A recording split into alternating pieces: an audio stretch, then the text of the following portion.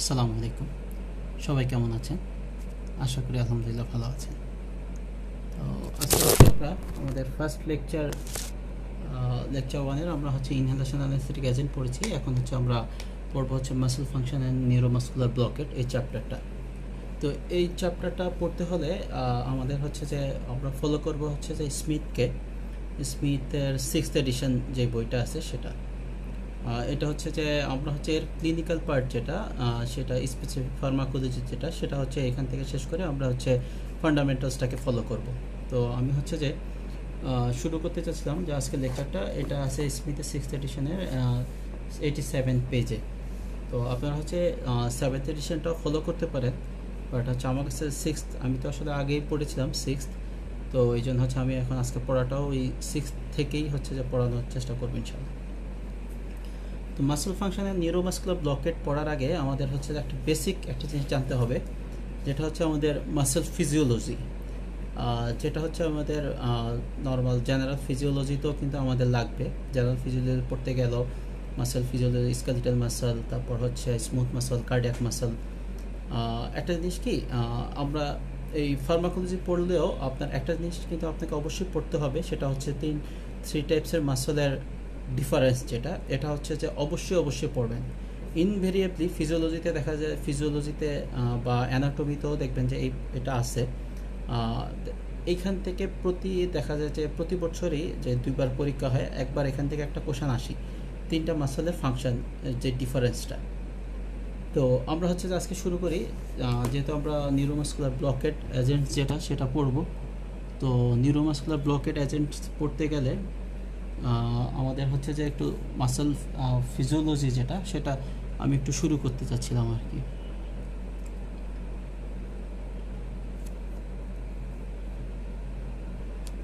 তো muscle physiology আমাদের জানতে হলে একটা জিনিস একটু দেখেন, এখানে আমি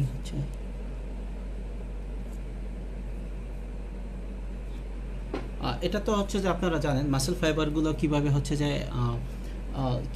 যে অ্যারেঞ্জ থাকে, সেটা কিন্তু অনেক আগে পড়েছেন হয়তো, বা এখন হয়তো অনেকে মনে দেখলেও হয়তো মনে পড়তে পারে। তো এই জিনিসটা কিন্তু খুব বেসিক, এটা কিন্তু আপনার লাগবেই। তো দেখেন এখানে যে আমি যে ছবিটা এঁকেছি, এখানে দেখেন উপরের যেটা আছে এটা যে অ্যাক্টিন, মানে ব্লু কালার যেটা সেটা অ্যাক্টিন, যেটা থাকে আমাদের থিন ফিলামেন্ট। এগুলোতে আমাদের মাসেলের মধ্যে যে মাইক্রোফিলামেন্ট হিসেবেই থাকে। উপরের যেটা থিনটা যে অ্যাক্টিন, আর রেড কালার যেটা সেটাকে আমি যে এখানে মার্কিং করেছি মায়োসিন। তো আমাদের যে এই মাসেলগুলা অ্যাক্টিন মাসেল কন্ট্রাকশনের সময় অ্যাক্টিন এন্ড মায়োসিন এভাবে একটা ক্রস ব্রিজ ফর্মেশন হয়। ক্রস ব্রিজ ফর্মেশন হওয়ার কারণে তখন যে দেখা যায় যে মাসেল ফাইবারগুলো শর্টেনিং হয়ে কন্ট্রাকশন হয়। সেটা আমি বলবো একটু পরে কিভাবে হয়, কিন্তু আমি এর আগে একটু অ্যাক্টিন মায়োসিনটার ব্যাপারে একটু বলে নিচ্ছি। তো এখানে যে দেখেন এই অ্যাক্টিন মায়োসিন যখন আমরা পড়তে যাব তখন দেখবেন যে কিছু আমরা যখন আগে পড়েছিলাম তখন খেয়াল আছে কিনা আপনাদের জানি না, কিছু ব্যান্ড আসছে, তারপর কিছু লাইন আছে। তো সেটা মনে রাখার জন্য আপনি দেখেন রেড কালারের যেগুলো এগুলো মায়োসিন, আমি কিন্তু বলেছি। তো মায়োসিনগুলো দেখেন পুরো মায়োসিনের যে পোর্শনটা, যেতটুক মায়োসিন আছে এর সাথে তো দেখা যায় যে ওভারল্যাপ করে অ্যাক্টিনও আছে। ধরেন আপনার এটা মায়োসিন, এইখান থেকে অ্যাক্টিন শুরু হয়েছে, আবার ওই পাশ থেকে অ্যাক্টিন আছে। তো যে পোর্শনটুকু মায়োসিনের পুরো অংশটুকুকে যে বলা হয় এ ব্যান্ড। এরপর অ্যাক্টিনের যে পোর্শন, অনলি অ্যাক্টিন থাকবে, এখানে কোনো মায়োসিন পোর্শন থাকবে না, সেটা যে আমরা আই ব্যান্ড নামে পরিচিত। আর দেখেন একটু আগে দেখানোর চেষ্টা করলাম, যদি এটা মায়োসিন হয়, দেখেন এটা অ্যাক্টিন হয়, এখান থেকে শুরু হয়ে এখানে কিন্তু অ্যাক্টিনের কোনো একটা পোর্শন একে ওভারল্যাপ করেছে। কিন্তু দেখেন এখানে মাঝামাঝি একটা জায়গা আছে যেখানে যে অ্যাক্টিন নাই, অনলি শুধু মায়োসিনের একটা পোর্শন আছে, এটা এইচ ব্যান্ড। তাহলে দেখেন আমরা ব্যান্ড পেলাম 3টা। একটা এ ব্যান্ড, যেটা অনলি মায়োসিন থাকবে, এখানে ওভারল্যাপ করে যাবে অ্যাক্টিন। আই ব্যান্ড, যেখানে যে শুধু অ্যাক্টিন থাকবে। আর এইচ ব্যান্ড, যেখানে যে অনলি মায়োসিন থাকবে, বাট এখানে অ্যাক্টিন কোনো থাকবে না। এর তো 3টা ব্যান্ড গেল। এরপর আমরা 2টা লাইন, এইচ ব্যান্ডের মাঝ বরাবর যে একটা লাইন আছে সেটা এইচ লাইন। এম লাইন, এইচ ব্যান্ডের মাঝ বরাবর যেটা সেটা হচ্ছে এম লাইন। আর হচ্ছে আই ব্যান্ডের মাঝ বরাবর মানে হচ্ছে অ্যাক্টিনের মাঝ বরাবর যেটা সেটা হচ্ছে জেড লাইন। তো একটা জেড লাইন থেকে আরেকটা জেড লাইন মানে হচ্ছে যে একটা অ্যাক্টিন থেকে আরেকটা অ্যাক্টিন যেটা সেটাই হচ্ছে যে এটাকে বলা হয় সার্কোলেমা। হ্যাঁ সরি, একটা জেড লাইন থেকে আরেকটা জেড লাইনের ডিস্টেন্সটাকে বলা হয় সার্কোমেয়ার। তো এই মোটামুটি ধরেন অ্যাক্টিন মায়োসিনের এখানে আমরা এতটুকু জানলাম। তো আমরা হচ্ছে যে এখন দেখবো যে হচ্ছে মাসল কন্ট্রাকশনটা কিভাবে হয়। মেনলি হচ্ছে আমাদের জানতে হবে যে যেহেতু আমরা নিউরোমাসকুলার ব্লকেড এজেন্টস পড়তেছি, আমাদের কাজ হচ্ছে যে ধরেন স্কেলিটাল মাসল কিভাবে হচ্ছে যে রিল্যাক্স করে দেওয়া সেটা জানার জন্য। কিন্তু সেটা পড়ার আগে আমাদের কিন্তু অবশ্যই মাসল কন্ট্রাকশন কিভাবে হয় এই জিনিসটা অবশ্যই জানতে হবে। আপনি দেখেন উপরের দিকে আমি এখানে আসলে দেখেন এটা হচ্ছে প্রিসিন্যাপটিক নার্ভ টার্মিনাল, যেটা এটা হচ্ছে একটা এক্সন টার্মিনাল। একটু বড় করে যদি দেখেন এখানে যখন একটা অ্যাকশন পটেনশিয়াল আসলো, অ্যাকশন পটেনশিয়াল আসার পরে এখানে হচ্ছে যে এই প্রিসিন্যাপটিক নার্ভ টার্মিনালে, এটা তো বুঝতেছেন আপনারা নিউরোমাসকুলার জাংশনটা নিলেই আপনারা নিজেরাও বুঝতে পারবেন এটা হচ্ছে প্রিসিন্যাপটিক, এটা হচ্ছে পোস্টসিন্যাপটিক, যেটার সাথে আপনারা দেখা গেল অনেকেই হয়তো পরিচিত। তো আপনি যখন একটা অ্যাকশন পটেনশিয়াল এখানে আসলো, এখানে আমাদের দুই পাশে দেখা যায় অনেকগুলো ক্যালসিয়াম চ্যানেল থাকে। এই ক্যালসিয়াম চ্যানেলগুলো আস্তে আস্তে ওপেন করে যায়, তখন হচ্ছে যে এই প্রিসিন্যাপটিক নার্ভ টার্মিনাল একজন টার্মিনালের দিকে হচ্ছে যে দেখা যাচ্ছে যে ক্যালসিয়াম ঢুকতে থাকে। তো ক্যালসিয়াম যখন ঢুকে তখন হচ্ছে যে আমাদের এখানে হচ্ছে কিছু সিনাপটিক ভেসিকল থাকে, এই যে আমি ব্লু কালার দিয়ে হচ্ছে মার্কিং করেছি। এই সিনাপটিক ভেসিকলগুলো হচ্ছে যে ক্যালসিয়াম ঢোকার ফলে এই সিনাপটিক ভেসিকলের যে অ্যাসিটাইল কোলিন থাকে সেটা কি হচ্ছে আমাদের প্রিসিনাপটিকের নিচে দেখেন এই যে মেমব্রেন যেটা আছে নিচে একদম নিচে, এই মেমব্রেনের সাথে কি অ্যাটাচ হয়। অ্যাটাচ হলে একটা সময় দেখা যাচ্ছে এই মেমব্রেনটা হচ্ছে ডিসরাপ্ট করে যায়, তখন হচ্ছে অ্যাসিটাইল কোলিনটা বের হয়ে যায়, মানে এক্সোসাইটোসিস হয়। এটা কিছু টার্ম আছে, ডকিং ফিউশন এখানে বইয়ে আছে, আমাদের স্মিথে আছে, যেমন আছে docking fusion and release or হচ্ছে exocytosis of acetyl choline from presynaptic to postsynaptic membrane. এটা চলে গেল। এখান থেকে অ্যাসিটাইল কোলিন এসে তারপর হচ্ছে দেখেন আমাদের পোস্টসিনাপটিক যেখানে হচ্ছে নিকোটিনিক রিসেপ্টর, যদিও আমার এখানে আঁকা কিছুটা ভুল আছে, এগুলো থাকে হচ্ছে যে সিনাপটিক ক্লেপ্টে না সরি পোস্টসিনাপটিক মেমব্রেনে হচ্ছে যে ক্লাস্টার শেপে থাকে, ওটা হচ্ছে ডিসক্রিট ক্লাস্টার শেপে ইন দা হচ্ছে শোল্ডার, মানে পোস্টসিনাপটিকের শোল্ডারগুলোতে হচ্ছে নিকোটিনিক রিসেপ্টরগুলো এখানে থাকবে। তো আমি হচ্ছে যে এখানে হচ্ছে যেটা মাসল কন্ট্রাকশন কীভাবে সেটা বলবো আর দেখাচ্ছি। তো এটাই হচ্ছে যে পুরোটা একটা হচ্ছে সার্কোলেমা, মানে হচ্ছে একটা স্কেলেটাল মাসলের কাভারিং। তো আপনার এখান থেকে যখন অ্যাকশন পটেনশিয়ালটা এভাবে আসলো, অ্যাসিটাইল কোলিন রিলিজ হলো, দেখেন এই অ্যাকশন পটেনশিয়ালটা যখন আমাদের সার্কোলেমা পোস্টসিনাপটিক নার্ভ টার্মিনালে আসলো, সেটা হচ্ছে পুরো ওদের হচ্ছে যে দেখা গেল যে পুরো সার্কোলেমাতে সে হচ্ছে যে সে ছড়ায় দিল। দিতে দেখেন অ্যাকশন পটেনশিয়াল আস্তে আস্তে এখানে একটা দেখেন টি টিউবুলস হলো। এই টি টিউবুলসটা হলো একটা প্রজেকশন স্কেলেটাল, মানে এই টি টিউবুলটা হচ্ছে যে এখানে হচ্ছে একটা প্রজেকশন হবে সার্কোলেমার, মানে এটা টি শেপ দেখেই হচ্ছে একে বলা হয় টি টিউবুলস। দেখা যাচ্ছে এই টি টিউবুলসে যখন অ্যাকশন পটেনশিয়ালটা আসে, সবচেয়ে একটা জিনিস কি আপনি একটু মাথায় রাখবেন যে স্কেলেটাল মাসল এবং কার্ডিয়াক মাসলের অ্যাকশন পটেনশিয়ালটা নিয়ার অ্যাবাউট দুইটাই সেম, কিন্তু একটু ডিফারেন্স আছে, যেটা হচ্ছে এই এখন বলবো আমি। দেখেন এই টি টিউবুলসের সাথেই দেখেন স্কেলেটাল মাসলের ক্ষেত্রে হচ্ছে সার্কোপ্লাজমিক রেটিকুলামটা হচ্ছে খুব অ্যাটাচ থাকে, খুব কাছাকাছি থাকে। তো আপনার যখন একটা অ্যাকশন পটেনশিয়াল টি টিউবুলসে আসলো, সেখান থেকে হচ্ছে অ্যাকশন পটেনশিয়ালটা হচ্ছে আপনার সার্কোপ্লাজমিক রেটিকুলামে চলে গেল। পলে দেখা ভালো সার্কোপ্লাজমিক রেটিকুলামটা হচ্ছে যে এটা তো মাসলের মধ্যে আছে, এই জন্য এর নাম হচ্ছে যে সার্কোপ্লাজমিক রেটিকুলাম। মেনলি হচ্ছে এটা এন্ডোপ্লাজমিক রেটিকুলামের একটা পার্ট, আমরা এন্ডোপ্লাজমিক রেটিকুলাম নামে আমরা যেটা জানি আর কি। তো এই সার্কোপ্লাজমিক রেটিকুলাম থেকে এখানে হচ্ছে যে কিছু রিসেপ্টর থাকে, রাইনোডিন রিসেপ্টর, যে হচ্ছে ডিটারমাইন করে যে আপনার ক্যালসিয়াম রিলিজ হবে কিনা। তো আপনি যখন স্কেলিটাল মাসলটা থেকে একটা অ্যাকশন পটেনশিয়াল আসলো, টি টিউবুলস থেকে অ্যাকশন পটেনশিয়ালটা সার্কোপ্লাজমিক রেটিকুলামে চলে গেল, সে হচ্ছে রাইনোডিন রিসেপ্টরকে স্টিমুলেশন দিয়ে হচ্ছে এখান থেকে ক্যালসিয়ামটা রিলিজ করালো। ক্যালসিয়ামটা হচ্ছে আমাদের সাইটোপ্লাজমে রিলিজ হলো। সাইটোপ্লাজমে রিলিজ হওয়ার পরে কি হচ্ছে সেটা আমি মানে মাসল কন্ট্রাকশনটা আমি বলতেছি, বাট এর আগে আরেকটু বলে নিই। এই ক্যালসিয়ামটা কাজ শেষ করে সে কিন্তু আবার রিআপটেক হয়। দেখেন আমি এখানে আবার দেখিয়েছি যে ক্যালসিয়ামটা কিভাবে উঠে যাচ্ছে। ক্যালসিয়াম এটিপিএস পাম্প দিয়ে সে রিআপটেক করে নিচ্ছে সার্কোপ্লাজমিক রেটিকুলামটা। আর এই ক্যালসিয়ামটা কি কাজ করে, মাসল কন্ট্রাকশনটা কিভাবে হয় সেটা দেখেন। আমি একটু আগে অ্যাক্টিন মায়োসিনের মাসল কন্ট্রাকশন বা ওভারল্যাপিংটা আমি বলেছি, বা ক্রস ব্রিজ কীভাবে সেটা বলেছি। এবার দেখেন এই যে রেড কালারটা হচ্ছে আমাদের হচ্ছে অ্যাক্টিন, আর ব্লু কালার যেটা সেটা হচ্ছে মায়োসিন। তো নর্মালি আমাদের হচ্ছে যে এই মায়োসিন অ্যাক্টিনের হচ্ছে যে একটা ট্রপোমায়োসিন, একটা অ্যাক্টিনের মধ্যে একটা ট্রপোমায়োসিন আছে, যেটা হচ্ছে যে মায়োসিনটা নর্মালি অ্যাক্টিনের সাথে এভাবে বাইন্ড করা থাকে, মায়োসিন বাইন্ডিং হেড। এখানে অ্যাক্টিনের একটা পোর্শন থাকে ট্রপোমায়োসিন, সে হচ্ছে এটাকে কাভার করে রাখে, ঢেকে রাখে আর কি মায়োসিনটাকে। তো নর্মালি এই ক্যালসিয়ামটা আমাদের হচ্ছে যে ট্রপোনিনের কথা তো আপনারা সবাই জানেন যে আমাদের ট্রপোনিনের 3টা ভেরিয়েন্ট আছে, ট্রপোনিন আই, সি অ্যান্ড টি। তো এই আমাদের ক্যালসিয়ামটা এসে কী করে, এখানে এসে যে একটা ট্রপোনিন থাকে, সেটা সোললি প্রোটিন। ট্রপোনিন সি এর সাথে বাইন্ড করে, ট্রপোনিন সি সাথে বাইন্ড করে আগে যেভাবে বাইন্ড করা ছিল এভাবে হচ্ছে যে একটা কনফরমেশনাল চেঞ্জ করে। আগে তো এভাবে মায়োসিন বাইন্ডিং হেডটা এভাবে বাইন্ড ছিল, কিন্তু ট্রপোনিন সির সাথে বাইন্ড করার ফলে এখানে এটা হচ্ছে একটা কনফরমেশনাল চেঞ্জ হয়, এটা ঘুরে যায়।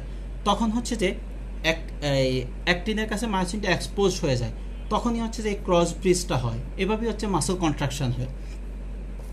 এটাই হচ্ছে যে একদম মানে একদম বেসিক মাসল কন্ট্রাকশনটা কীভাবে হয়। তো দেখেন এখানে আমাদের পড়তে হবে যে ফিজিওলজি অফ নিউরোমাসকুলার ট্রান্সমিশন, যে অ্যাসিটাইল কোলিন কীভাবে সিনথেসিস হয়, তারপরে হচ্ছে যে তার মেটাবলিজম কি, এটা আমাদের অবশ্যই জানতে হবে।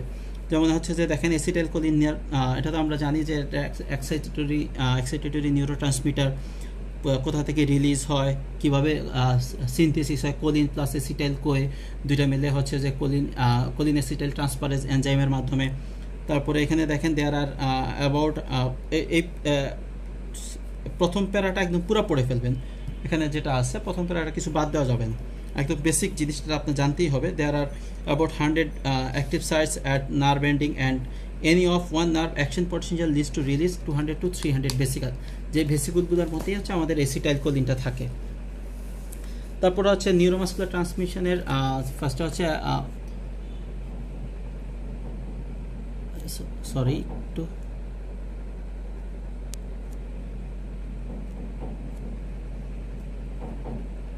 আমি এখানে এই প্যারাটার কথা বলেছি, ফিজিওলজি অফ নিউরোমাসকুলার ট্রান্সমিশন। তারপরে হচ্ছে এখন হচ্ছে যে আপনার এই দেখেন প্রিসিনাপটিক নার্ভ টার্মিনাল এবং পোস্ট সিনাপটিক টার্মিনালের মাঝখানে যেটা, এটাকে বলা হয় সিনাপটিক ক্লেফট। এর হচ্ছে ডিস্টেন্স এখন এটা ওয়াইড হচ্ছে 60 ন্যানোমিটার, এটা একটু দেখে নেবেন। তারপরে এখানে কোন এনজাইম থাকে, যেমন হচ্ছে যে এনজাইম অ্যাসিটাইল কোলিনেস্টারেজ থাকে। তারপরে হচ্ছে যে আর কোথায় এই দেখেন this enzyme is also present in higher concentration in the junctional folds in the postsynaptic membrane, খুব ইম্পর্টেন্ট একটা ইনফরমেশন। তারপর হচ্ছে আমাদের the muscle type nicotinic acetylcholine receptor on the postsynaptic membrane are organized in discrete cluster on the shoulder of the junctional fold. junctional fold এর মধ্যে এটা হচ্ছে যে এই নিকোটিনিক রিসেপ্টরগুলো থাকে, সেটা দেখবেন। তারপরে হচ্ছে যে ইচ ক্লাস্টারের এটা এই প্যারা পুরো পড়ে ফেলবেন। তারপর হচ্ছে যে অ্যাক্টিভ সাইটে কি থাকে, এটা হচ্ছে একদম বেসিক। ধরেন আমি একটু আগে এতক্ষণ যা বলেছি তা আপনি পড়লে এখানে দেখবেন। তো দেখেন দ্য নিকোটিনিক রিসেপ্টর একটু জানতে হবে, যে the nicotinic acetylcholine receptor on the post synaptic membrane. দেখেন the nicotinic post synaptic receptor in the postsynaptic membrane are organized in discrete cluster on the shoulder of the junctional folds. Each cluster is about 1 micrometer in diameter and contains a few hundred receptors. তারপর each receptor consists of 5 subunits, যেখানে হচ্ছে যে দুইটা alpha, একটা beta, একটা delta and একটা epsilon থাকে। But বাচ্চাদের ক্ষেত্রে সে এপসিলনের বদলে হচ্ছে গামা থাকবে। এটা হচ্ছে একটা গ্লাইকোসাইলেটেড প্রোটিন। তারপরে হচ্ছে যে এখানে আপনার নিকোটিনিক রিসেপ্টর দিয়ে সোডিয়াম ঢুকবে, পটাশিয়াম বের হবে, যেটাকে ভোল্টেজ গেটের সোডিয়াম। তারপরে হচ্ছে যে পরের পেজে দেখেন এই যে দেখেন এই দেখেন এখানে আলফা, 2 আলফা, দুইটা আলফা, বিটা, ডেল্টা, এপসিলন। এটা হচ্ছে নর্মাল। বাচ্চাদের ক্ষেত্রে এই এপসিলনের বদলে হচ্ছে যে গামা থাকে। এটা হচ্ছে পোস্টসিনাপটিক নার্ভ টার্মিনালের তারপরে এখানে দেখেন মোটর অ্যান্ড প্লেট পটেনশিয়ালটা একটু পড়ে নেবেন যে -90 টু -50 মিলি ভোল্ট। এখানে দেখেন -50 মিলি ভোল্টটাকে আমরা যেটা জানি হচ্ছে থ্রেশহোল্ড পটেনশিয়াল। যে কোনো একটা অ্যাকশন পটেনশিয়াল ফার্স্টে কিন্তু ধরেন রেস্টিং মেমব্রেন পটেনশিয়ালে থাকে। তো রেস্টিং মেমব্রেন পটেনশিয়াল থেকে হচ্ছে যে আপনার সেটা হচ্ছে যে পজিটিভিটি ডেভেলপ করতে করতে সে যখন একটা লেভেলে চলে যাবে, যে লেভেলে গেলে তার অ্যাকশন পটেনশিয়ালটা শুরু হবে, সেটাই হচ্ছে যে থ্রেশহোল্ড পটেনশিয়াল। তো এখানে একটু পড়ে নেবেন। তারপর হচ্ছে এই যে অ্যাসিটাইলকোলিন রিসেপ্টর কোথায় কোথায় থাকে, আমাদের ফার্স্ট হচ্ছে পোস্টসিনাপটিক নার্ভ টার্মিনালে থাকে, আবার হচ্ছে কিছু প্রিসিনাপটিক এরিয়াতেও থাকে। দেখেন এখানে আবার এই যে এই পাশের প্যারাতে লেখা আছে acetylcholine receptors are also present on the presynaptic area of the nerve terminal. খুবই ইম্পর্টেন্ট এটা, কারণ আমাদের পরবর্তীতে পড়তে গেলে এই ইনফরমেশনটা লাগবে। এই প্যারাটা পড়ে নেবেন। তারপর আমরা পরের পেজে চলে যাই। দেখেন হচ্ছে এখানে হচ্ছে যে এরকম কিছু নাই, এটা হচ্ছে একটু রিডিং পড়ে নেবেন আর কি। Pharmacology of neuromuscular transmission. তো আমাদের হচ্ছে যে এই দেখেন আমরা চলে আসছি মোটামুটি মাসল রিল্যাক্সেন্ট যেগুলো, এগুলোর মধ্যে চলে আসছি।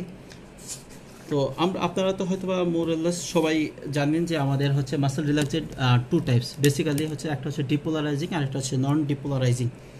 তো ডিপোলারাইজিং বা হচ্ছে নন কম্পিটিটিভ, আর একটা হচ্ছে নন ডিপোলারাইজিং বা কম্পিটিটিভ। ডিপোলারাইজিং আর নন কম্পিটিটিভ, এর উদাহরণ হচ্ছে সাক্সামিথোনিয়াম। তো সাক্সামিথোনিয়াম পড়তে গেলে আমাদের ফার্স্টে হচ্ছে যে এর হচ্ছে যে মেইন যেটা, তার হচ্ছে আমাদের স্ট্রাকচারটা জানতে হবে। আমরা একটু আগে বলেছি যে আমাদের পোস্টসিনাপটিকে হচ্ছে যে থাকে হচ্ছে যে আপনার অ্যাসিটাইলকোলিন। তো এখন সাক্সামিথোনিয়ামের স্ট্রাকচার পড়তে গেলে আপনি দেখবেন যে সাক্সামিথোনিয়াম ইজ কম্পোজড অফ 2 অ্যাসিটাইলকোলিন। তো আপনার পোস্টসিনাপটিক নিকোটিনিক রিসেপ্টরে যেখানে মাত্র একটা অ্যাসিটাইলকোলিন আছে, কিন্তু আমাদের সাক্সা হচ্ছে যে 2টা অ্যাসিটাইলকোলিন, মানে সে হচ্ছে আরেকটু পাওয়ারফুল। যেখানে একটা থাকার কথা সে তার হচ্ছে কম্পোজিশন হচ্ছে 2টা। তো এই আপনি একটা জিনিস চিন্তা করেন, সাক্সামিথোনিয়ামটার মেকানিজম অ্যাকশনটা কী হয়। আপনি যখন একটা সাক্সামিথোনিয়াম দিবেন, সাক্সামিথোনিয়াম দেওয়ার পর সে হচ্ছে যে নিউরোমাসকুলার জাংশন পার হয়ে পোস্টসিনাপটিকে এসে লাগলো, পোস্টসিনাপটিক নার্ভ টার্মিনালে এসে নিকোটিনিক রিসেপ্টরের সাথে লাগলো। একটু আগে আমি কিন্তু দেখিয়েছি যে 2 সাব ইউনিট। সাক্সামিথোনিয়াম যে কী করে, 2টা সাব ইউনিট, 2টা আলফা সাব ইউনিটকে এভাবে ওপেন করে ফেলে, 2 দিক থেকে এভাবে টেনে ধরে। এভাবে টেনে ধরলে দেখেন একটা রাস্তা তৈরি হলো। তখন হচ্ছে আমাদের ভোল্টেজ গেটে সোডিয়ামটা ঢুকে। তো এখানে আমাদের একটা জিনিস মাথায় রাখতে হবে যে সোডিয়ামটা কিন্তু অ্যাকশন পটেনশিয়ালটা 3 রকম হয় এখানে। একটা হচ্ছে যে আপনি যখন সাকসা দিয়েছেন, আমাদের হচ্ছে ভোল্টেজ গেটের সোডিয়াম চ্যানেলের হচ্ছে যে আপার গেট অ্যান্ড লোয়ার গেট। আপার গেটটা তখন বন্ধ থাকে, তার মানে কোনো কিছু এন্ট্রি হচ্ছে না। কিন্তু সাকসা দিয়ে ফেলছেন, তখন হচ্ছে যে এই 2 আলফা সাব ইউনিট যখন এভাবে খুলে রাখলো, তখন হচ্ছে আপনার 2টা গেটই খুলে দিল, একটা থ্রেশহোল্ড পটেনশিয়ালে চলে গেল। সো হচ্ছে যে তার অ্যাকশন পটেনশিয়ালটা হওয়া শুরু করলো। এটা 2টা গেল। 3 নাম্বারটা হচ্ছে যে যখন আপনি সাকসা কাজ শেষ, তখন হচ্ছে যে ভোল্টেজ গেটের সোডিয়াম চ্যানেলের নিচের গেটটা বন্ধ হয়ে গেল, মানে এটা একটা পজিটিভ আয়নে যখন চলে যায়, প্লাস ধরেন অ্যারাউন্ড 20 মিলি ভোল্ট পর্যন্ত যখন চলে যায়, তখন হচ্ছে যে দেখা যায় যে এই 3টা গেটের মধ্যে তখন হচ্ছে যে সাক্সামিথোনিয়ামটা মানে অ্যাকশন, তখন আর কোনো অ্যাকশন পটেনশিয়াল জেনারেট হতে দেয় না। তো আপনার এখানে 3টা কাজ হলো। একটা সময় হচ্ছে যে আপার গেটটা বন্ধ থাকলো যখন আপনি সাকসা দিলেন, তার সাকসা দিচ্ছেন, মানে এটা হচ্ছে আগের। সাকসা দেওয়ার পরে হচ্ছে যে -90 মিলি ভোল্ট, মানে হচ্ছে থ্রেশহোল্ড রেস্টিং মেমব্রেন পটেনশিয়াল থেকে থ্রেশহোল্ড পটেনশিয়ালে যাওয়া পর্যন্ত সে হচ্ছে যে গেটটা পুরো ওপেন করলো, আপার গেট লোয়ার গেট 2টাই দেওয়ার পরে এখানে ভিতরে আছে একটা পজিটিভিটি তৈরি হলো। পজিটিভিটি তৈরি হতে হতে প্রায় হচ্ছে যে আপনার প্লাস 20 মিলি ভোল্ট যাওয়া পর্যন্ত তার অ্যাকশন পটেনশিয়ালটা, তখন 20 মিলি ভোল্ট যাওয়া পর্যন্ত তখন হচ্ছে যে লোয়ার গেটটা বন্ধ হয়ে যায়। তো বলে রাখা ভালো, সাক্সামিথোনিয়াম হচ্ছে যে ব্রেকডাউন হয় মানে নর্মালি হচ্ছে যে প্লাজমাকুলিন স্টারেজ দ্বারা। তা আমরা কিন্তু ডিলিংস করতেছি নিউরোমাসকুলার জাংশন নিয়ে। নিউরোমাসকুলার জাংশনে কোনো কিছু কিন্তু সাকসাকে ব্রেকডাউন করতে পারে না। তো আপনি যখন নিকোটিনিক রিসেপ্টরে লেগে আছে, ধরেন এই অ্যাকশন পটেনশিয়ালটা করে সে বসে আছে, দুইটা সাব ইউনিটকে এভাবে খুলে রেখে আছে, তো এটাকে ব্রেকডাউন করতে তো যে প্লাজমা কোলিনেস্টারেজ সে তো প্লাজমা থেকে কেন আসতে হবে, এই আসতে প্রায় 5 মিনিট সময় লেগে যায়, ধরেন 5 থেকে 10 মিনিট সময় লেগে যায়। এটাই হচ্ছে সাকসামিথোনিয়ামের ডিউরেশন অফ অ্যাকশন। আপনি সাকসামিথোনিয়াম দিলেন, দেখলেন যে 5-6 মিনিট পরে, 2 minute, 3 minute, 5 minute, 7 minute, 10 minute পরে সে ব্রেকডাউন হওয়া শুরু করতেছে, পেশেন্টের নর্মালি শ্বাস নেওয়া শুরু করতেছে, তার মানে বুঝবেন যে আপনার প্লাজমা থেকে প্লাজমা কোলিনেস্টারেজ এসে এই সাকসামিথোনিয়ামকে ভেঙে দিচ্ছে। এটা হচ্ছে যে নর্মাল একটা জিনিস। তো এই ভেঙে যখন ভেঙে দেওয়া পর্যন্ত সাকসা তো এখানে বসে থাকলো, সে তো কন্টিনিউয়াস সোডিয়ামকে ঢুকতে দিল, এখানে একটা পজিটিভিটি তৈরি হলো সেলের মধ্যে, এটাই একটা ডিপোলারাইজেশন হলো। এটাকে এই জন্য বলা হয় ডিপোলারাইজিং নিউরোমাস্কুলার ব্লকিং এজেন্ট।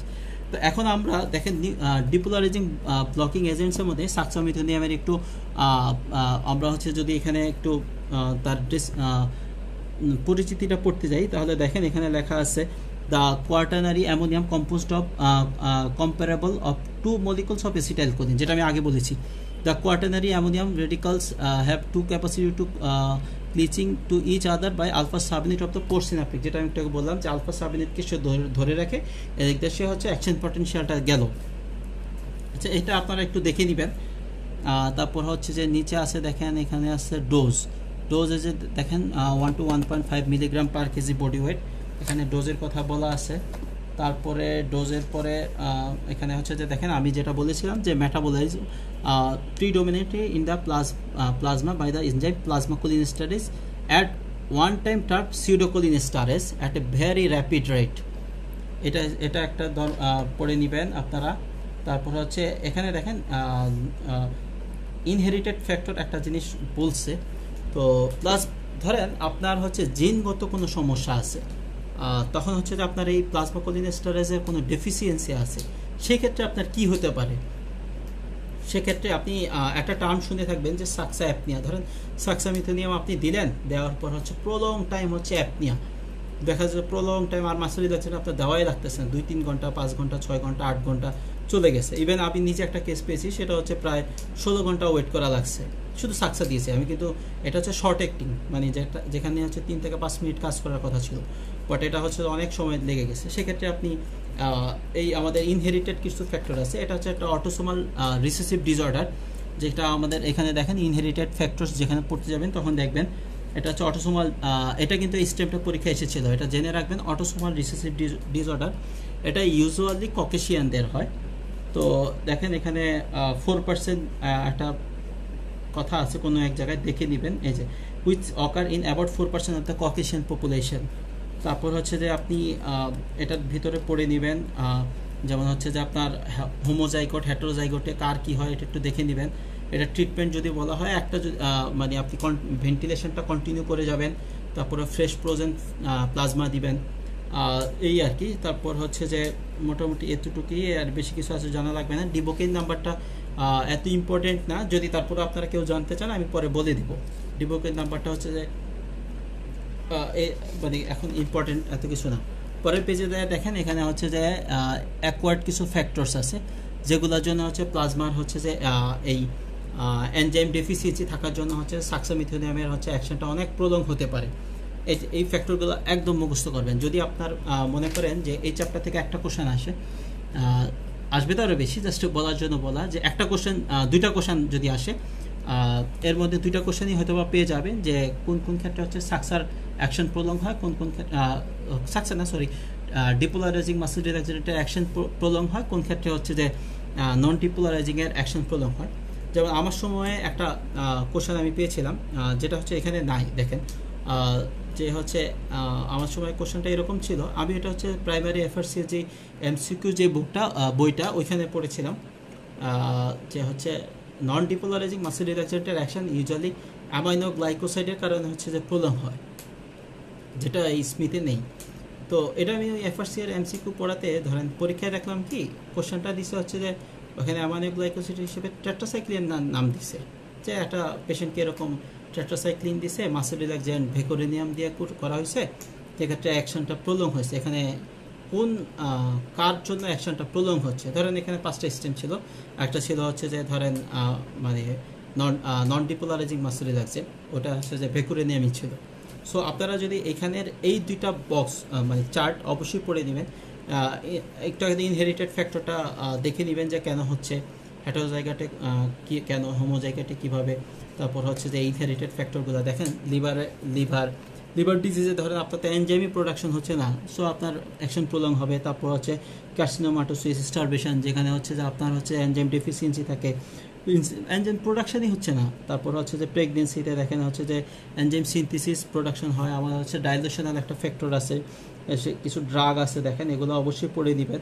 এছাড়াও আরও কিছু ড্রাগ অ্যাড করে নেবেন, যেমন হচ্ছে আমাদের ক্যাটামিন, বার্নস, তারপর হচ্ছে ম্যাগনেসিয়াম, তারপর হচ্ছে লিথিয়াম, তারপর হচ্ছে কিছু কিছু দেখা যায় যে আপনার মাসেল রিল্যাক্সেন্টের কারণেও হচ্ছে অ্যাকশনটা হচ্ছে প্রলং হয়ে যেতে পারে। নন ডিপোলারাইজিং কিছু মাসেল রিল্যাক্সেন্টের কারণেও হচ্ছে আপনার কী কী আছে সেটা একটু জেনে নেবেন। ইকোথায়োপেট, ট্রাইমিথোপেন, মোটামুটি এই বক্সটা অবশ্যই আপনাকে জানতে হবে। আচ্ছা, আমরা মোটামুটি এই ফ্যাক্টরগুলো পড়ার পর এখন চলে আসে যে side effects of suxamethonium. Side effect যদি আপনি পড়তে যান তাহলে আপনাকে খুবই ইম্পর্টেন্ট একটা জিনিস দেখা হচ্ছে মাসল পেইন। যদি হচ্ছে যে আমি আসলে এই জিনিসটা মিস করে গেছি, এটা আরও আগে বলা উচিত ছিল। আমাদের কিন্তু সাক্সামিথোনিয়ামে দেখবেন যে হচ্ছে যে মাসল ফেসিকুলেশন হয়, এত র্যাপিড অ্যাকশন পটেনশিয়াল যায়, ইম্পালস যায়, এই জন্য হচ্ছে দেখবেন মাসল ফেসিকুলেশন হতে থাকে। এই জন্যই দেখবেন পোস্ট অপারেটিভ পেশেন্টের হচ্ছে মায়োপ্যাথি থাকে, মাসল পেইন থাকে। এই জন্যই হচ্ছে যে একটা কমপ্লিকেশন আপনি পেতে পারেন হচ্ছে মাসল পেইন, এবং হচ্ছে যে হাইপারক্যালিমিয়াও পেতে পারেন। এই মাসল পেইনটা প্রিভেন্ট করার জন্য আমরা একটা টেকনিক অ্যাপ্লাই করি, যেটার নাম হচ্ছে প্রিকিউরারাইজেশন। দেখা যায় যে হচ্ছে আপনার আমরা ইউজুয়ালি নন ডিপোলারাইজিং মাসল রিল্যাক্সেন্ট দেখা যায় 1/10 বলে আর কি, যে 1/10 আপনি ব্যবহার করলে, নন ডিপোলারাইজিং মাসল রিল্যাক্সেন্ট ব্যবহার করলে দেখা যায় কিছু রিসেপ্টর ব্লক করার কারণে ফেসিকুলেশনটা ওইভাবে হয় না, মাসল পেইন ওইভাবে হয় না। তাহলে আপনার দুইটাই হলো, এডুকেট মাসল রিল্যাক্সেশন ও পেলেন সাক্সামিথোনিয়াম দিয়ে, এবং হচ্ছে মাসল পেইন হলো। তারপর হচ্ছে increase intraocular pressure, muscle ocular মাসলগুলোকে এরকম ফেসিকুলেশন করে হচ্ছে প্রেশার বাড়ায় দিতে পারে। তারপরে ইন্ট্রাগ্যাস্ট্রিক প্রেশার, এটা খুব মজার একটা জিনিস। ইন্ট্রাগ্যাস্ট্রিক প্রেশার কীভাবে বাড়ে, কারণ আমাদের ইন্টেস্টাইনের মাসলগুলো হচ্ছে স্মুথ মাসল, আর সাকসা তো কাজ করতেছে হচ্ছে আমাদের স্কেলিটাল মাসলের উপর। খুব মজার জিনিস না? একটা জিনিস কি, আমাদের রেক্টাস অ্যাবডোমিনিস যে মাসলটা আছে, এই মাসলটাকে সে সাক্সামিথোনিয়াম দিলে যখন কন্ট্রাকশন করবে তখন হচ্ছে যে ইন্ট্রাগ্যাস্ট্রিক প্রেশার বাড়ায় দিবে। হাইপারক্যালিমিয়া দেখেন লেখা আছে, হাইপারক্যালিমিয়া এখানে কথা বলা আছে দেখেন, increase the serum potassium concentration is 0.5 millimole per litre, মানে 0.5 মিলিমোলে হচ্ছে পটাশিয়াম লেভেলটা বাড়তে পারে। এখানে আরও আছে, এগুলো পড়ে নেবেন। পরের পেজে দেখেন এখানে কিছু ডিজিজ কন্ডিশন আছে, যেমন মাসল মোটর নিউরন ডিজিজ যেগুলো আছে, যেমন মাসকুলার ডিস্ট্রফি, মায়োটোনিয়া ডিস্ট্রফিকা, তারপর হচ্ছে প্যারাপ্লেজিয়া, তারপর হচ্ছে prolong contracture of the masseter muscle, তারপর হচ্ছে যে ম্যালিগন্যান্ট হাইপারথার্মিয়া। এটা আমি ইনহেলেশনাল এর ক্লাসে বলেছিলাম যে সাক্সামিথোনিয়াম কিন্তু হচ্ছে যে আপনার ম্যালিগন্যান্ট হাইপারথার্মিয়া করে। কীভাবে করে আমি ওই মেকানিজম কিন্তু আগেই বলেছিলাম। তারপর আছে দেখেন intraabdominal infection, severe trauma, closed head ইঞ্জুরিতে ইউজুয়ালি সাক্সামিথোনিয়াম দেওয়া উচিত না আর কি, অ্যাভয়েড করা উচিত। কার্ডিওভাস্কুলার ইফেক্ট কি? কার্ডিওভাস্কুলার ইফেক্ট হচ্ছে যে সে হচ্ছে যে ব্র্যাডিকার্ডিয়া করে। দেখেন দেওয়া আছে যে has muscarinic in addition to nicotinic effects as does acetylcholine, this direct vagal effect. Vagal effect মানে হচ্ছে ব্র্যাডিকার্ডিয়া করে। তারপর হচ্ছে সাক্সামিথোনিয়াম হিস্টামিন রিলিজ করে। এই কথাটা কিন্তু আপনি এখানে পাবেন না, বাট এই স্টেমটা কিন্তু পরীক্ষায় এসেছিল। মোটামুটি এই গেল আমাদের হচ্ছে এখানে।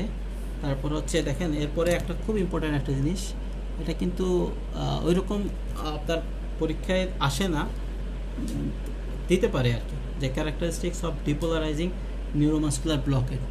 তো কী কী ক্যারেক্টারিস্টিক্স থাকে আর কি, দেখেন এখানে আমাদের আসলে মেনলি জানতে হবে হচ্ছে যে ট্রেন অফ 4, তারপর হচ্ছে পোস্টিটানিক পটেন্সিয়েশন, তারপর হচ্ছে ডুয়েল ব্লক। তো আমি হচ্ছে একটা একটা করে বলি। ডুয়েল ব্লক হচ্ছে যে ধরেন আপনি কখনো সাক্সামিথোনিয়াম দিলেন, সাক্সামিথোনিয়াম দেওয়ার পরে ধরেন তার কোনো একটা সমস্যা আছে, জিনগত কোনো সমস্যা, বা হচ্ছে যে ধরেন আপনি জানেন যে ডিউরেশন অফ অ্যাকশন হচ্ছে 3 থেকে 5 মিনিট, আপনি 5-6 মিনিট গেল, আপনি পেশেন্ট শ্বাস নিচ্ছে না, আপনি আরেকটা ডোজ দিলেন। তো আমি কিন্তু একটু আগে একটা কথা বলেছিলাম যে 3টা ভোল্টেজ গেটের সোডিয়াম চ্যানেলের আপার গেট দেখা যায় সাকসা দেওয়ার আগে বন্ধ থাকে, সাকসা দেওয়া যখন কাজ করে 2টা গেট আপার লোয়ার গেট 2টাই ওপেন থাকবে, এবং সাকসা যখন কাজ শেষ করবে তখন হচ্ছে যে লোয়ার গেট অফ থাকবে। সাকসার একটা অ্যাকশন পটেনশিয়াল হতে ধরেন প্লাজমা কোলিনেস্টেরেজ না আসা পর্যন্ত সাকসা কিন্তু এখানে বসে থাকবে, অ্যাকশন পটেনশিয়াল শেষ হলে পরেরটা আসবে। তো আপনি এই অ্যাকশন পটেনশিয়াল শেষ হওয়ার আগেই যদি আরেকবার সাকসা দিয়ে দেন, চিন্তা করলেন যে সার্জন বললো যে স্যার আমার হচ্ছে যে আরও 5 মিনিট লাগবে, আপনি আবার দিলেন, তখন কি হবে, এই অ্যাকশন পটেনশিয়াল শেষ হতে হতে আবার হচ্ছে যে সেই প্রিসিনাপটিক থেকে হচ্ছে যে এসে আবার হচ্ছে নিকোটিনিক রিসেপ্টরটাকে সে বসে ব্লক করে রাখবে। তো এভাবে তখন হচ্ছে দেখা যায় আমাদের পোস্ট সিনাপটিকে দেখা যাচ্ছে যে নিকোটিনিক রিসেপ্টরগুলো ফ্যাটিক হয়ে যায়, ফ্যাটিক হয়ে গেলে সে হচ্ছে তখন নন ডিপোলারাইজিং মাসেল রিল্যাক্সেন্টের মতো কাজ করে। এটাই হচ্ছে ডুয়েল ব্লক, ফেজ 2 ব্লক বা ডুয়েল ব্লক। তারপর আমাদের এখানে জানতে হবে যে আপনার ট্রেন অফ ফোর হচ্ছে যে এই বেসিকটা হচ্ছে ধরেন আপনি কোনো একটা স্টিমুলেশন 2 হার্টজ 2 সেকেন্ড ইন্টারভ্যালে যদি আপনি দেন, তো আমি কিন্তু একটা জিনিস বলেছিলাম, আপনারা খেয়াল করেছেন কিনা, যে অ্যাসিটাইলকোলিনের আর নিকোটিনিক রিসেপ্টর কিন্তু ধরেন অ্যাসিটাইলকোলিন নিকোটিনিক রিসেপ্টরের যে পোস্টসিনাপটিক মেমব্রেনে গিয়ে লাগে, এটা ছাড়াও প্রিসিনাপটিকও কিন্তু অ্যাসিটাইলকোলিন কিন্তু পাওয়া যায়। অ্যাসিটাইলকোলিনের এই রিসেপ্টরগুলো প্রিসিনাপটিকও আছে, পোস্টসিনাপটিকও আছে। ধরেন আপনি নন ডিপোলারাইজিং মাসেল রিল্যাক্সেন্ট দিলেন, সে হচ্ছে অ্যাকশন পটেনশিয়াল হয়ে প্রিসিনাপটিক থেকে এক্সোসাইটোসিস হয়ে পোস্টসিনাপটিকে এসে বসার পর অ্যাজ ইউজুয়াল সে যেভাবে সোডিয়াম ঢোকায় হচ্ছে যে অ্যাকশন পটেনশিয়াল করে মাসেল রিল্যাক্স করে দিল। কিন্তু এটা তো পোস্টসিনাপটিক্যাল, বাট প্রিসিনাপটিকে সে কী করে, আমাদের যে নিকোটিনিক যে রিসেপ্টর আছে সেটাকে সে বন্ধ করে দেয়। প্রিসিনাপটিকে যখন বন্ধ করে দিব, এখন সে হচ্ছে যে ক্যালসিয়ামটাকে আমাদের অ্যাক্টিভ সাইটে আসতে দিবে না।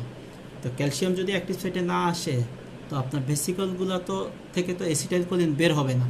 আপনার যখন প্রিসিনাপটিক থেকে হচ্ছে যে প্রিসিনাপটিকে যখন ক্যালসিয়াম মোবিলাইজেশন করতে দিবে না, তো আপনি ধরেন একটা 2 হার্টজের একটা স্টিমুলেশন দিলেন, পোস্টসিনাপটিকে হচ্ছে আপনার মাসেল কন্ট্রাকশন হয়ে রিল্যাক্সেশন হইল, কিন্তু আপনি 2 সেকেন্ড ইন্টারভ্যালে যখন হচ্ছে আবার একটা অ্যাকশন পটেনশিয়াল আবার একটা স্টিমুলেশন দিলেন, তখন তো হচ্ছে ক্যালসিয়াম মোবিলাইজ করতেছে না, সে প্রিসিনাপটিকে আসতে পারতেছে না, কারণ তার তো রাস্তাটা বন্ধ করে দিছে নন ডিপোলারাইজিং মাসেল রিল্যাক্সেন্টটা। তো সে সেকেন্ড অ্যাকশন পটেনশিয়ালটা দেখা যায় যে আরেকটু লেটে, যেই হাইটে প্রথমটার স্পাইকটা উঠে, সেকেন্ডটার ক্ষেত্রে হচ্ছে আরেকটু কমে যায়, থার্ডটার ক্ষেত্রে আরেকটু কমে যায়, ফোর্থের ক্ষেত্রে আরেকটু কমে যায়। কিন্তু ডিপোলারাইজিং মাসেল রিল্যাক্সেন্ট বা সাক্সামিথোনিয়ামের ক্ষেত্রে আপনি 2 সেকেন্ড ইন্টারভ্যালে যখন দিবেন, সে পোস্টসিনাপটিক নিকোটিনিক রিসেপ্টরের সাথে এসে বাইন্ড করে এখানে এদিকে কাজ করলো, আর প্রিসিনাপটিকে সে কী করবে, সে চ্যানেলটাকে ওপেন করে দিবে, অ্যাসিটাইলকোলিনের রিসেপ্টরের চ্যানেলটা ওপেন করে দেবে। ক্যালসিয়ামগুলো হচ্ছে যে আমাদের প্রিসিনাপটিকে নার্ভ টার্মিনালে এসে বসে রইল। এদিকে একটা অ্যাকশন পটেনশিয়াল শেষ হতেই প্রিসিনাপটিক থেকে অ্যাসিটাইলকোলিন আবার রিলিজ হয়ে যাচ্ছে। তার মানে দেখেন 2 সেকেন্ড ইন্টারভ্যাল, রেগুলার ইন্টারভ্যালে সাক্সামিথোনিয়ামের ক্ষেত্রে কিন্তু অ্যাকশন পটেনশিয়াল হচ্ছে।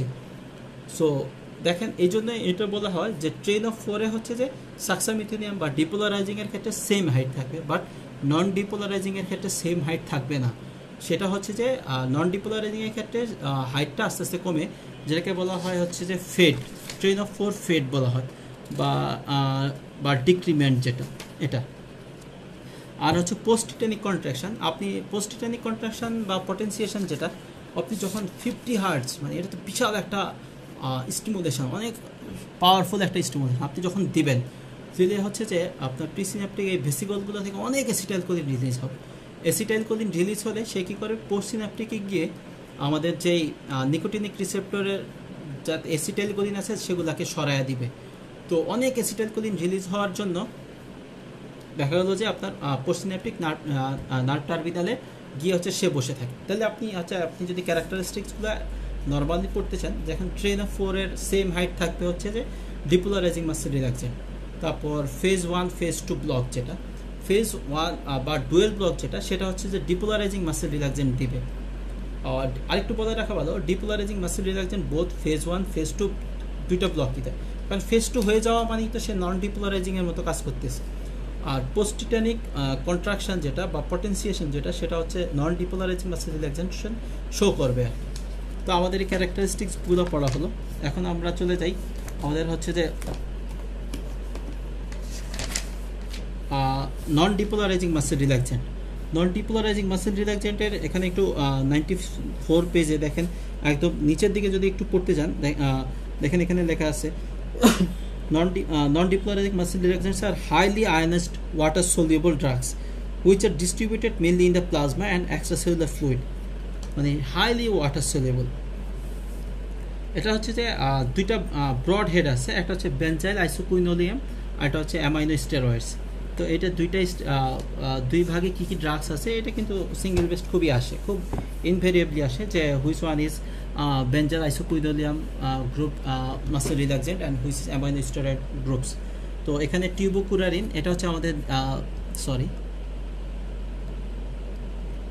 এখানে হচ্ছে এই যে এখানে 94 পেজে এখানে নিচে ছিল।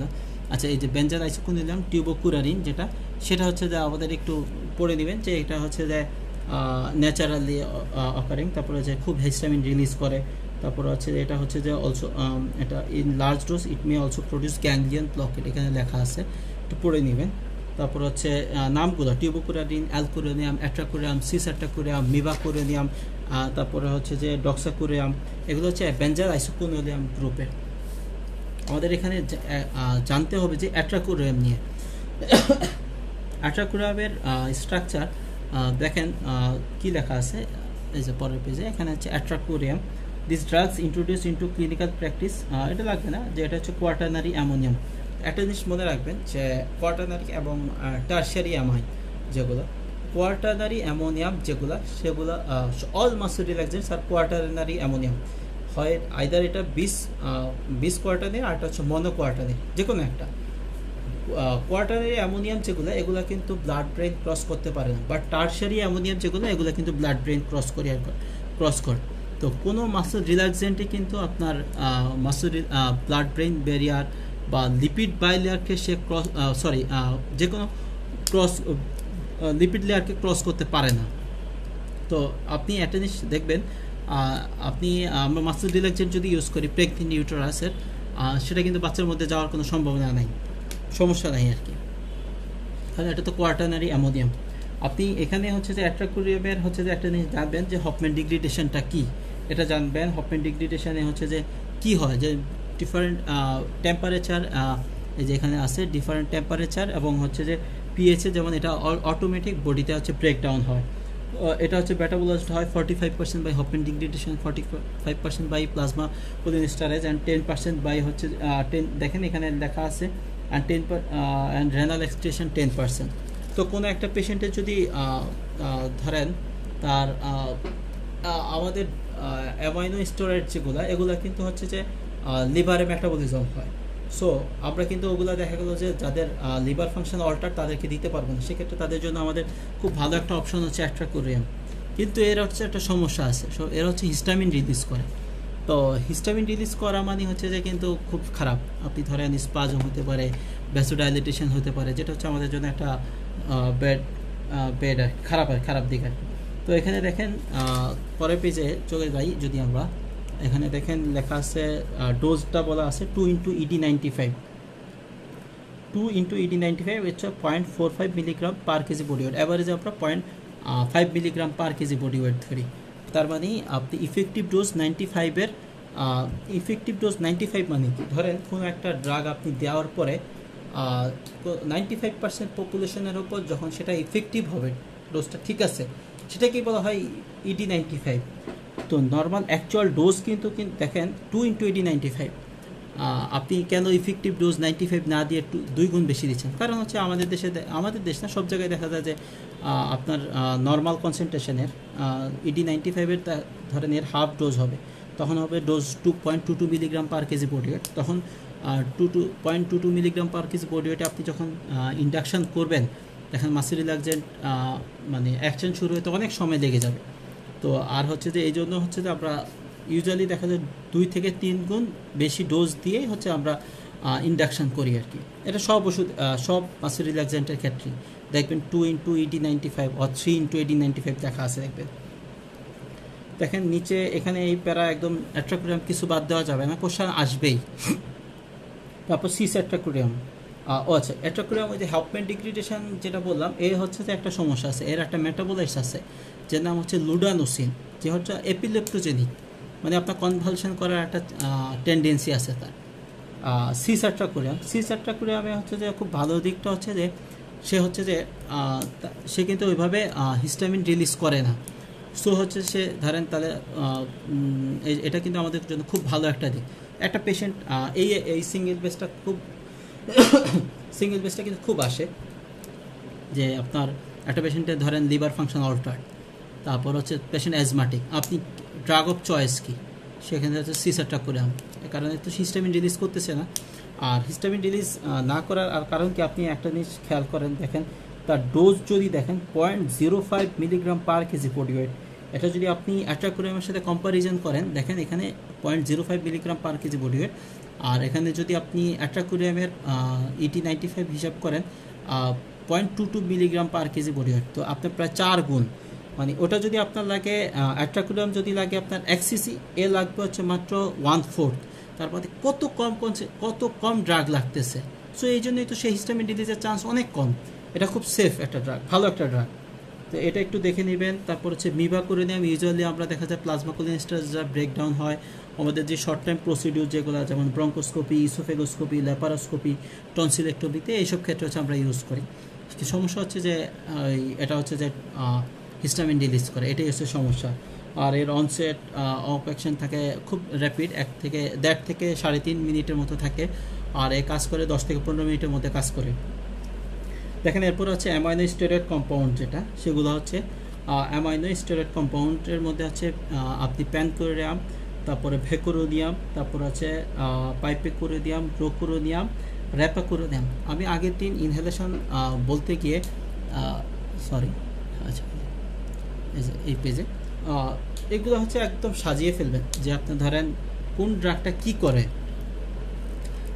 ফার্স্ট হচ্ছে যে তার লিভার মেটাবলিজম কতটুক, রেনাল এক্সক্রিয়েশন কতটুক, বিলিয়ারি এক্সক্রিয়েশন কতটুক, বা এদের মধ্যে কেউ হিস্টামিন রিলিজ করে কিনা, কেউ বিস কোয়ার্টারনারি কিনা, কেউ মনো কোয়ার্টারনারি কিনা, তারপর হচ্ছে যে তার ডোজ কত, তারপর হচ্ছে যে কে ভ্যাগোলাইটিক ভ্যাগাসের অ্যাকশনটাকে ডিস্ট্রয় করে, তার মানে হচ্ছে যে সেটাকে কার্ডিয়া করবে।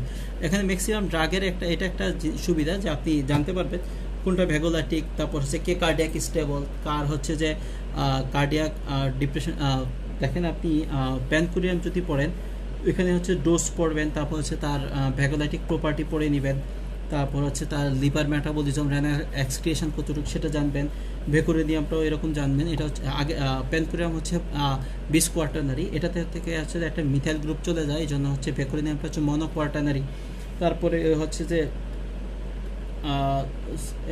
ভেকোরিনিয়াম রেয়ারলি প্রডিউস হিস্টামিন রিলিজ, সে হিস্টামিন রিলিজ করে না, সো সে কার্ডিয়াক স্টেবল, সেটা আপনারা দেখা যায় ভালো ব্যবহার করতে পারি। এখন আপনি ধরেন একটা পেশেন্টের লিভার ফাংশন নর্মাল, এখন আপনার হাতে প্যানকোরিয়াম আছে, ভেকোরেনিয়ামও আছে, কিন্তু আপনি ধরেন কার্ডিয়াক ফাংশন ঠিক রাখার জন্য আপনি অবশ্যই ভেকোরেনিয়ামটা এখানে ইউজ করতে পারেন। তারপর পাইপেকোরেনিয়ামটা দেখেন এখানে, যেখানে হচ্ছে প্যানকোরিয়ামের ডোজটা দেখেন হচ্ছে 0.1 মিলিগ্রাম, আর পাইপেকোরেনিয়ামের হচ্ছে ডোজ দেখেন 0.07 মিলিগ্রাম, মানে সে হচ্ছে কতটা হচ্ছে যে প্রায় 7 গুণ, মানে হচ্ছে যে সে লাইট, মানে ডোজ কম লাগবে, সরি লাইট না, সরি ডোজ কম লাগবে। দেখেন এখানে এই জন্য বলে দেওয়া হচ্ছে মার্কড কার্ডিওভাস্কুলার স্টেবিলিটি, এই জন্য আর ডিউরেশন অফ অ্যাকশনটা অনেক বেশি। এই জন্য আমাদের দেশে দেখা যায় যে আপনার কার্ডিয়াক সার্জারিগুলো, লং টাইম যে অপারেশনগুলো, এগুলোতে হচ্ছে যে এই পাইপেকোরেনিয়াম ড্রাগটা ইউজ করা হয়। এটা কিন্তু কোশ্চেন আসে। আপনি একটা চার্ট করে নেবেন যে আপনার ওভারঅল মাসেল রিল্যাক্সেন্টের মধ্যে হচ্ছে যে কে হিস্টামিন রিলিজ করে, কে বিস কোয়ার্টারনারি, কে মনো কোয়ার্টারনারি, কে লিভার মেটাবলিজম, কে বিলিয়ারি এক্সক্রিয়েশন, কে রেনাল এক্সক্রিয়েশন, এগুলো বের করে দেবেন। তারপর হচ্ছে এখানে রোকোরোনিয়ামও দেখেন, এই যে এই পাশে দেখেন রোকোরোনিয়ামের মধ্যে হচ্ছে যে এটাও খুব rapid onset of action, 0.6 milligram দিলে সে খুব র্যাপিডলি কাজ করে, যেমন আবার 0.9 milligram per kg body wait হিসাব করে দিলে সে সাক্সামিথোনিয়ামের মতো কাজ করতে থাকে। তারপর র্যাপাকুরোনিয়াম আছে লাস্টে, দেখেন র্যাপাকুরোনিয়ামটা অনেক বেশি হিস্টামিন রিলিজ করে দেখে এটা ইউজ হয় না। দেখেন এখানে আসছে যে ফ্যাক্টরস এফেক্টিং, তারপর হচ্ছে duration of non depolarising neuromuscular ব্লকের কোশ্চেন আসবে, হয় এখান থেকে আসবে, নাহলে হচ্ছে factors affecting depolarising muscle relaxation, দুই জায়গার এক জায়গা থেকে কোশ্চেন আসবে মাস্ট। আপনি দেখেন কী কী কন্ডিশন, পিএস চেঞ্জ, অ্যাসিডোসিসে কী হয়, যেমন অ্যাসিডোসিসে metabolic and to a lesser extent, respiratory acidosis extend the duration of block, acidosis হলে আপনার ডিউরেশনটা বেড়ে যাবে। তারপর বডি টেম্পারেচার, যখন হাইপোথার্মিয়া হবে, মেটাবলিজম কমে যাচ্ছে, সো আপনার হচ্ছে যে অ্যাকশনটা প্রলং হবে। এজ হচ্ছে not depolarizing muscle relaxation which depends on the organ metabolism and excretion may be expected to have a prolong effect in old age, যেটা কিন্তু আমি আগের দিন একবার বলেছিলাম যে তাদের তো রিসেপ্টর কম, আপনি মাসলটা অ্যাকশনটা গেল, যাওয়ার পর হচ্ছে যে মেটাবলিজম খুব স্লো কম, তো সে আস্তে আস্তে আস্তে আস্তে রিপিট অনেক বেশি সময় নিয়ে কাজ করবে।